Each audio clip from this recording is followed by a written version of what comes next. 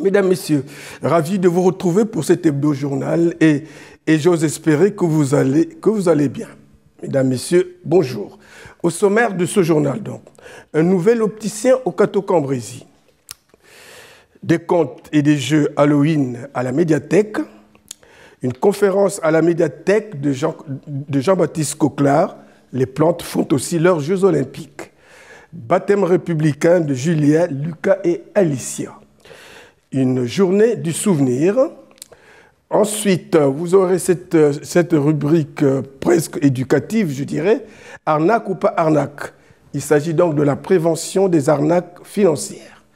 Et nous passerons aux archives de Beffroi Vision avec lecture de contes à la bibliothèque et kermesse de la Cacoule, le tout en 2004. Parlons de cet opticien. Il y a donc un nouvel opticien à Le Cateau. Après ses magasins de Caudry et Hirson, M. Brébion a décidé tout simplement d'en installer un à Le Cateau. Nul doute qu'il a des ambitions.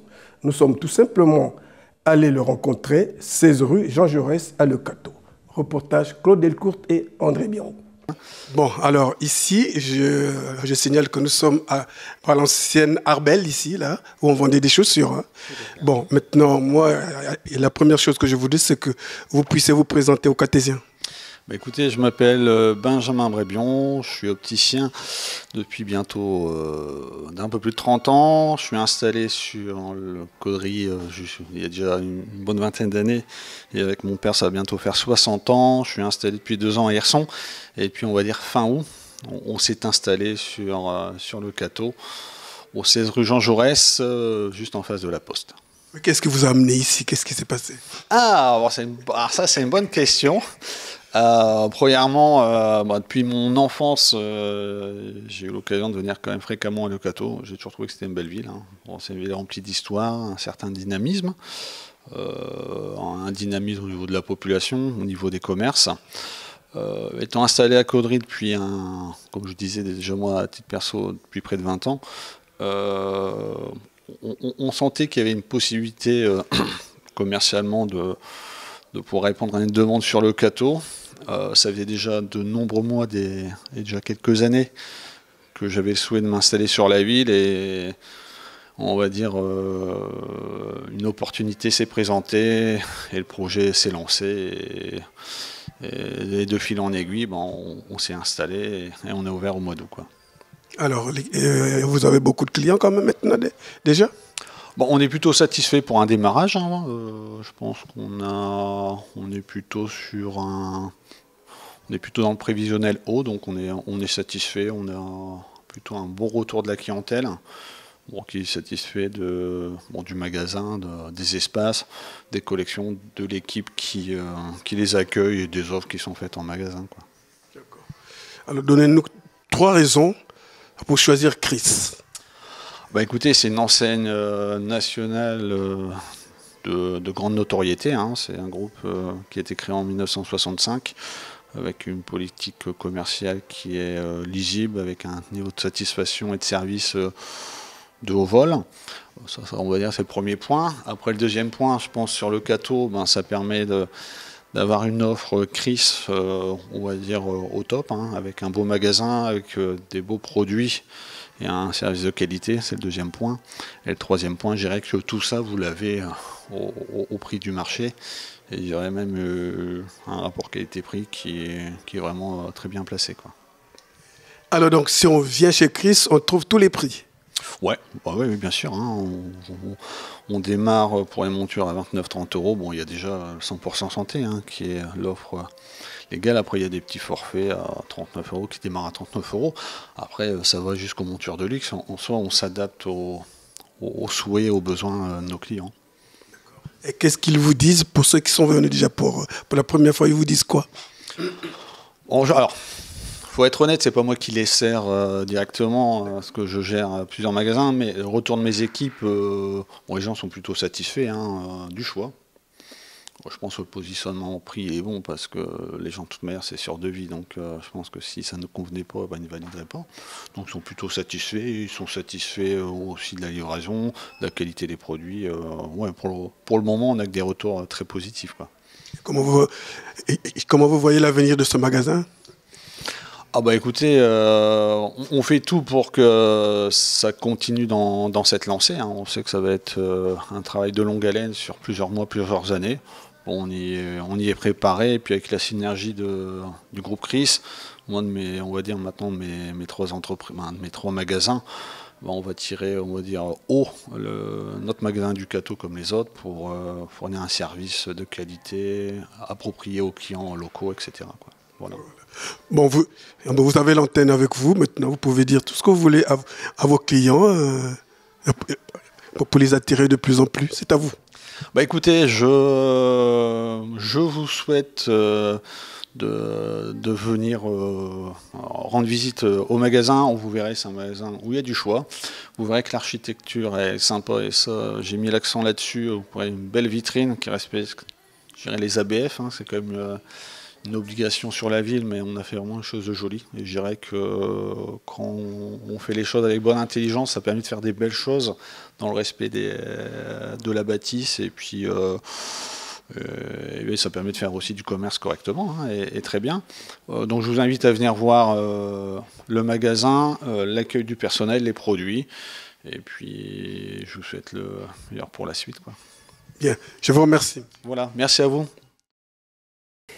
Nous allons nous rendre maintenant à la médiathèque où il y avait des contes et des jeux Halloween. Halloween est une bonne période et des occasions de tout faire sur des contes et des jeux. Le lieu est symbolique, c'est la médiathèque.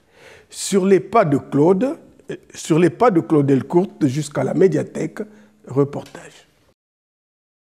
Il était une fois une très belle princesse qui s'appelait Cornebidouille. Oui, une princesse, comme on en voit dans les contes. Jolie, intelligente, et tout. Et ses parents, le roi et la reine, l'adoraient.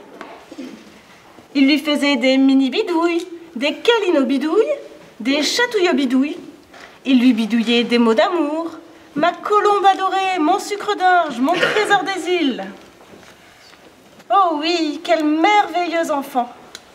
Les oiseaux se posaient sur ses épaules, les écureuils mangeaient dans sa main, les lapins lui demandaient toujours un petit câlin, et tout allait pour le mieux dans le meilleur des mondes.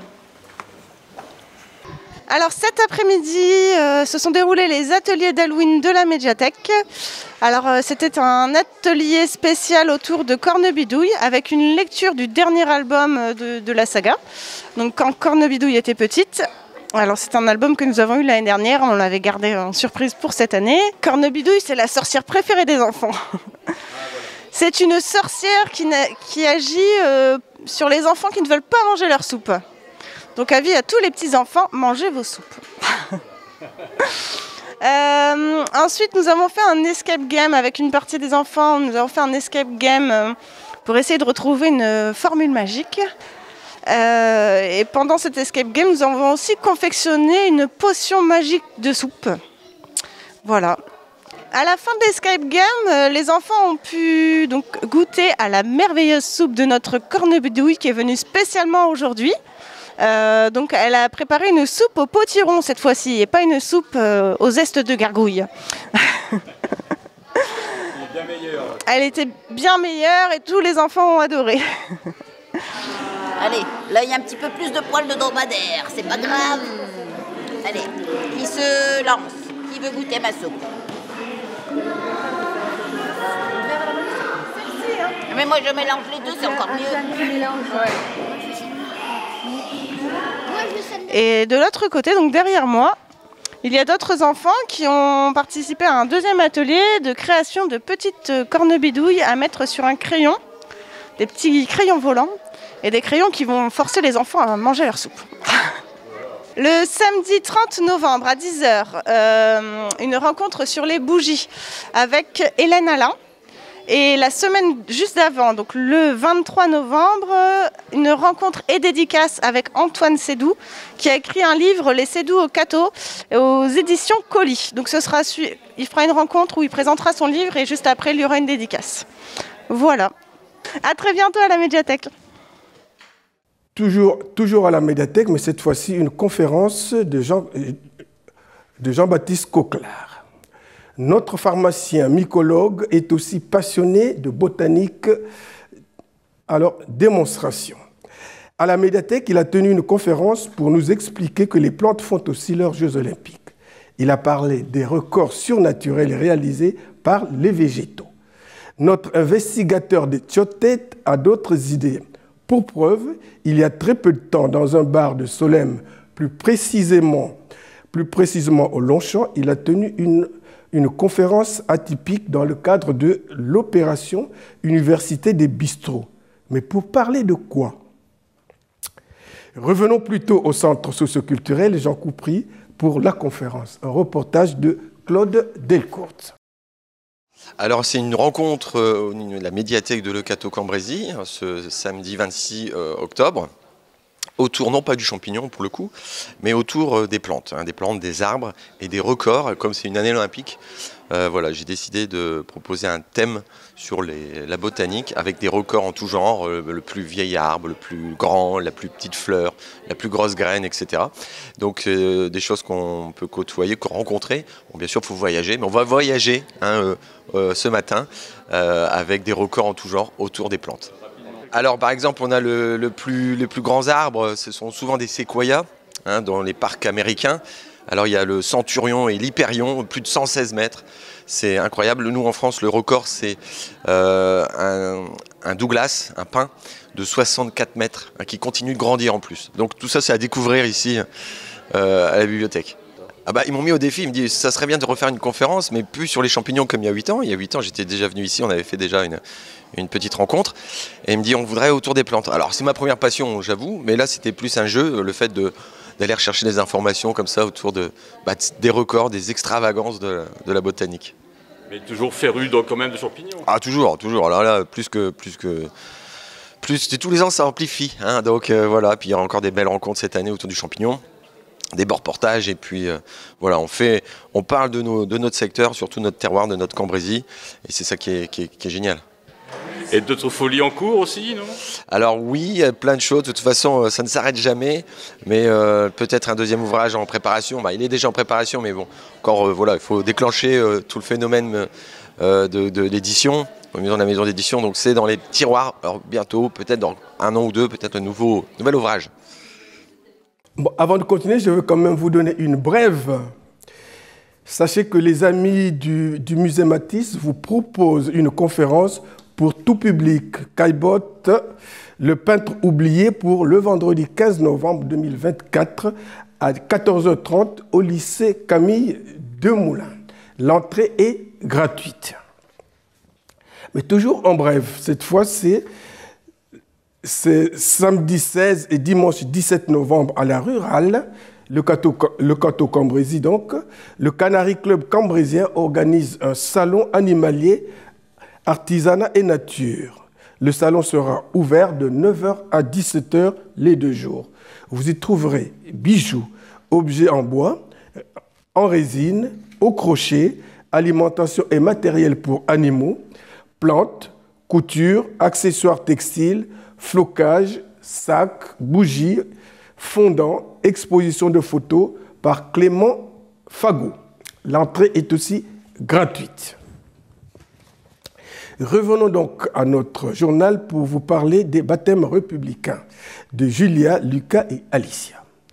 En maison commune Leucato-Cambrésis, 3 frères et sœurs, Julia, Lucas et Alicia. Il y a eu donc des parrains, des marraines pour les assister, une conseillère déléguée en la personne de Nathalie Pinero pour rappeler l'importance de la démarche. Enfin, une mère pour épauler les trois frères et sœurs pour un baptême républicain. Les précisions avec le reportage de Claude Delcourt. Madame Mélissa Colombé, vous déclarez présenter votre enfant Julia au premier magistrat de la commune afin de la placer sous la protection des institutions républicaines. Vous déclarez donner à votre enfant comme protecteur Monsieur Patrice Laforce, oui. Madame Teresa Colombé. Oui. Madame Mélissa Colombé, vous déclarez présenter votre enfant Lucas au premier magistrat de la commune afin de le placer sous la protection des institutions républicaines. Oui. Vous déclarez donner à votre enfant comme protecteur M. Alan Durand et Mme Lolita Colombé. Oui. Monsieur Guillaume Couder et Mme Mélissa Colombé, vous déclarez présenter votre enfant Alicia au premier magistrat de la commune afin de la placer sous la protection des institutions républicaines. Oui. Vous déclarez donner à votre enfant comme protecteur M. Michael Tribou et Mme Anaïs Wag. Oui. Ici présent. M. Michael Tribou et Mme Anaïs Wag, vous déclarez accepter le rôle et la charge que viennent de vous confier M. et Mme Couder-Colombé. Oui.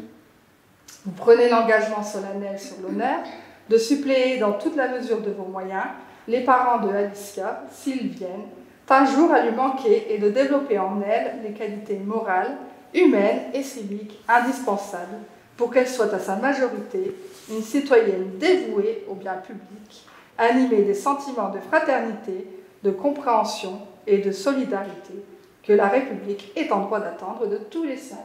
Bon certificat de baptême et un petit cadeau de rien. Un petit présent de la famille. Merci. Voilà. Merci. Voilà. Nous allons maintenant parler de la journée du souvenir. Les élus font chaque année la tournée des cimetières, des carrés militaires afin d'honorer et ne jamais oublier tous ceux qui ont servi et se sont sacrifiés. Ces élus ont été suivis par Claude Delcourt. Reportage. Mesdames, Messieurs, dimanche 3 novembre 2024, journée du souvenir. En hommage au commandant Édouard Richer, la gerbe est offerte par l'association des médaillés militaires. Au monument 1939-1945 et à la stèle Algérie. Aux armes, citoyens, formez vos bataillons, marchons, marchons, qu'un sang impur abreuve nos sillons.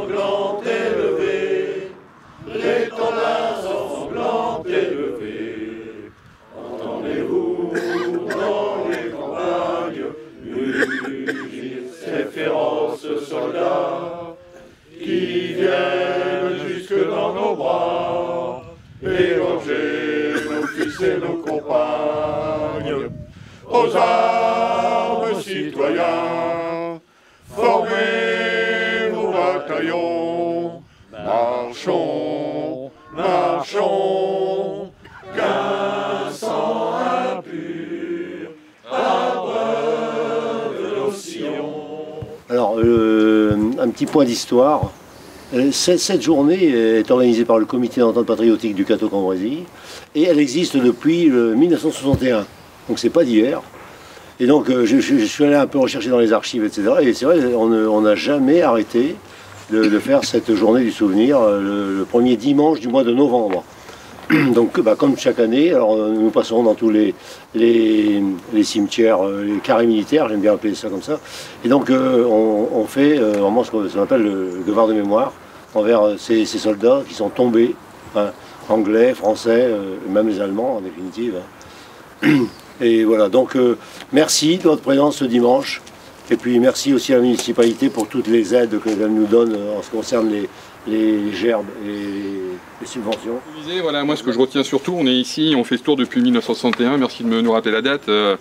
On est là pour nos arrière-grands-parents, pour nos grands-parents, pour nos parents. Plus vraiment pour nous-mêmes, parce qu'on a cette chance de ne pas avoir vécu de conflit, bien qu'il y en a qui sont aux portes de l'Europe, aux portes de la France aujourd'hui, quoi. Et moi, c'est ce petit mot qui est ici dessus, un avis du Cateau pour ses enfants. Voilà. Si on est là aujourd'hui, c'est surtout pour eux, je pense, pour les enfants qui peuvent nous accompagner. Et merci de venir avec eux pour le papa. Et on se doit tous d'avoir un devoir de mémoire par rapport à eux. Merci à tous d'être présents aujourd'hui. Une bonne journée à tous et un bon dimanche. Au revoir. Alors, nous avons une séquence qui nous apporte un peu plus d'éclaircissement par rapport aux arnaques. Alors, s'agit-il des arnaques ou pas arnaques? Vous aurez donc faux conseillers bancaires, influenceurs mal intentionnés, offres de crédit mensongères. Aujourd'hui, les arnaques financières au téléphone, par SMS ou sur Internet se multiplient. Mais comment s'en prémunir? Téléphone, mail, réseaux sociaux. Aujourd'hui, beaucoup de Français sont victimes d'arnaques. Alors comment faire pour les éviter? C'est ce que nous allons voir ensemble aujourd'hui.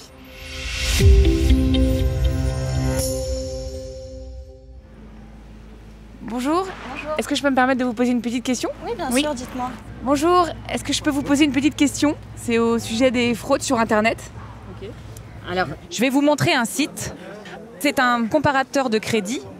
Alors, à votre avis, arnaque ou pas arnaque? Alors, ça m'a pas l'air très sérieux, là. Le moulin à crédit, bon. Ensuite... Non, c'est pas... Ouais, il y a des fautes d'orthographe, là. Ah oui, ouais, c'est un S au lieu d'un T. Ouais. C'est bizarre. Ouais. Arnaque ou pas arnaque? J'ai un doute sur... c'est très curieux comme présentation. Ouais. Ça... En vrai, prêt à tout zéro, enfin en tant qu'étudiant, ça me semble plausible parce que je suis étudiante et je sais que des fois on fait des offres pour les étudiants. Donc, Alors arnaque ou pas arnaque? Oui, arnaque. C'est une vraie arnaque. Arnaque. Pour moi, c'est une arnaque. Je pense que c'est crédible. Vraiment... Oui, ouais, c'est une arnaque. Ouais. Arnaque. Eh oui. Comment reconnaître une arnaque au crédit? Dans la plupart des cas, les prêts sont proposés à des conditions très avantageuses. Taux bas, pas de vérification de solvabilité, disponibilité immédiate, leur objectif étant de vous inciter à y souscrire rapidement. Attention, vous ne recevrez jamais votre crédit, même si vous payez les frais de déblocage demandés par l'escroc. Alors, comment se protéger des arnaques au crédit? Ne communiquez jamais vos coordonnées bancaires ou d'autres données personnelles. Ne répondez pas non plus aux appels téléphoniques que vous n'avez pas sollicités vous-même. Enfin, vérifiez systématiquement sur les registres officiels que la société est autorisée à proposer des crédits en France. Il faut savoir aussi qu'il y a beaucoup d'usurpation d'identité. Alors, ne contactez la société en question que par un numéro que vous aurez trouvé vous-même pour vous assurer qu'elle est bien à l'origine de la proposition. Consultez également les listes noires disponibles sur le site abe-infoservice.fr.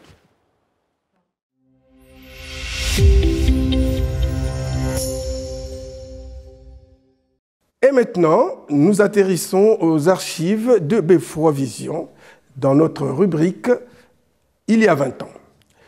Vous aurez donc la lecture des contes à la bibliothèque, ensuite la kermesse de la Cacoule. Le tout se passe en 2004.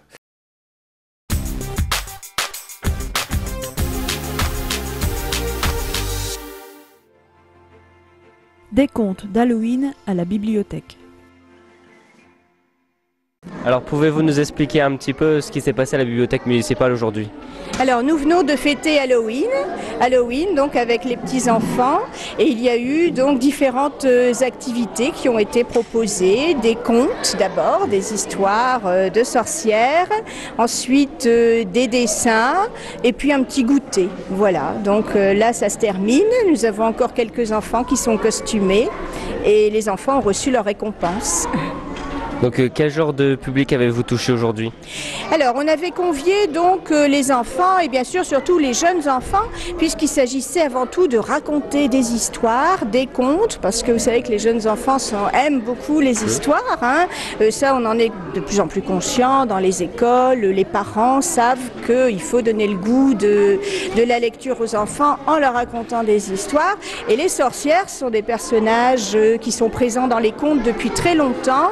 Les enfants adorent les sorcières. Nous avons aussi maintenant de plus en plus des sorcières pour faire rire, hein, pas seulement pour avoir peur, mais des sorcières plutôt amusantes, plutôt rigolotes. Et c'était une occasion donc de faire une sélection. Voilà, d'ailleurs j'ai quelques livres hein, sur ces sorcières plutôt amusantes que les enfants connaissent bien. D'accord. Et je crois aussi que vous allez organiser des contes pour Noël? Alors oui, la même chose, on appelle ça Chocolecture, hein, ça va faire je pense au moins la 3e année.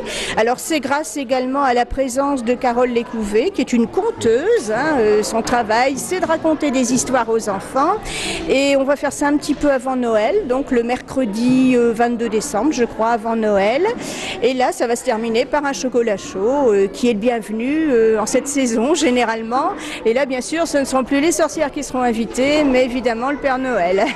D'accord. Bon, merci Madame Bouvard et puis rendez-vous à Noël alors.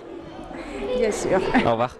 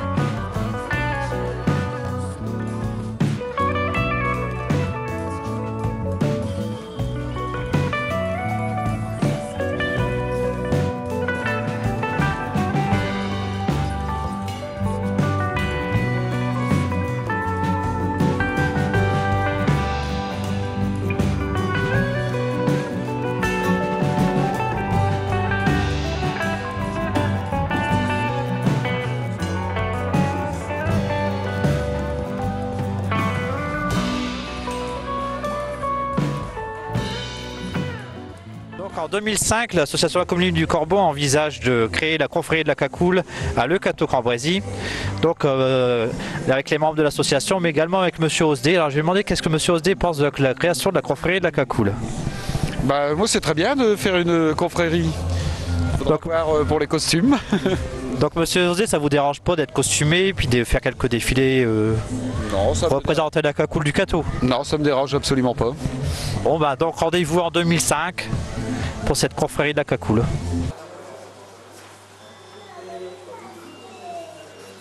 Donc dans le cadre de la kermesse de la Cacoule, il est prévu donc des visites de la brasserie de l'abbaye du Cateau. Donc en partenariat avec l'association 4x4 que je remercie. Donc les gens sont transportés du chapiteau animation ici vers la brasserie de l'abbaye du Cateau.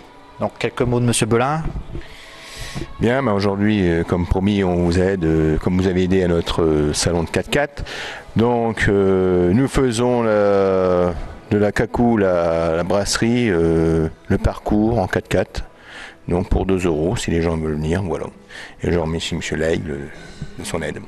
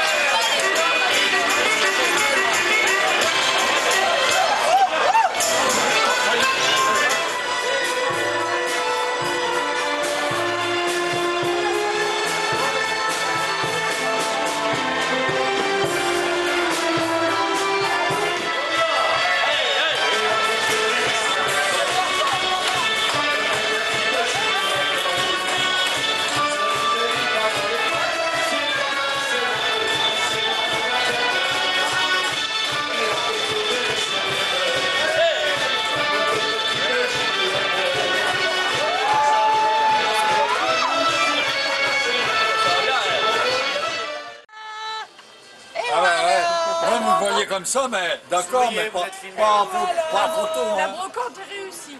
Voilà. Elle était satisfaite, madame. C'était très bien.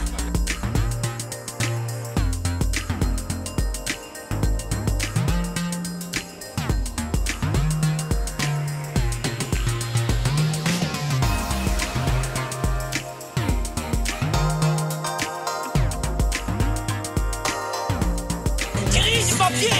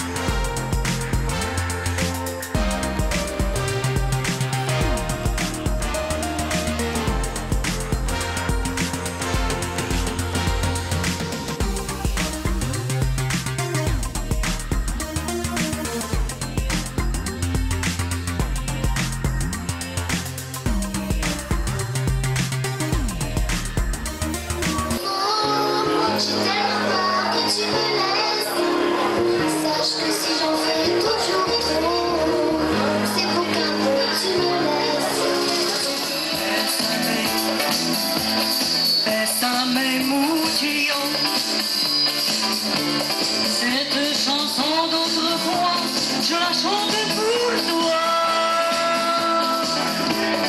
Bésame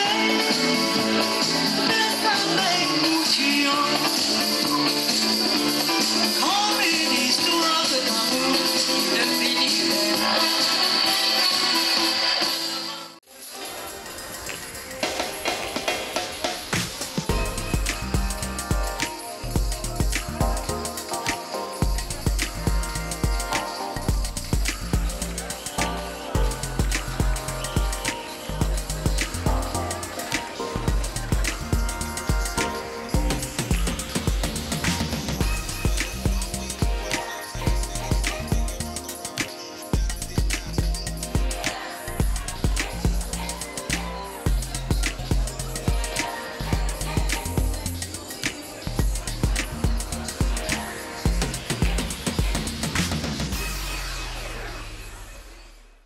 Voilà, mesdames, messieurs, je me suis fait un vraiment plaisir de vous présenter cet hebdo-journal. Il ne reste plus qu'à vous souhaiter une très bonne semaine et à nous revoir très prochainement sur ce même plateau. Merci de nous suivre et pour ceux qui ont raté le début, n'oubliez pas de zapper pour avoir ces images dans nos multiples rediffusions ou alors sur les réseaux sociaux. Merci à vous.